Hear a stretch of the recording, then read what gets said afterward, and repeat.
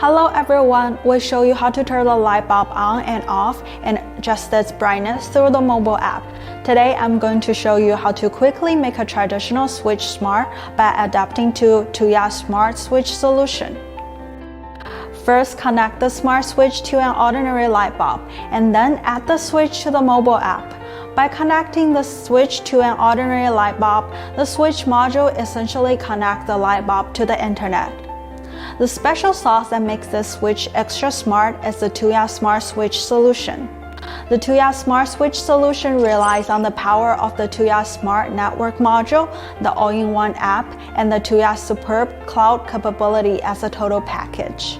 The network module is a proprietary, low power consumption, Wi-Fi and Bluetooth dual mode module that enables the switch to interact with the Tuya cloud via Wi-Fi, and also allows the smart switch to be controlled through the mobile app via Bluetooth. This switch can be added to various household appliances such as lamps, electric curtains, fans, and more to make your house smart. And its feature includes timed on and off, remote control, voice control, and scenario automation.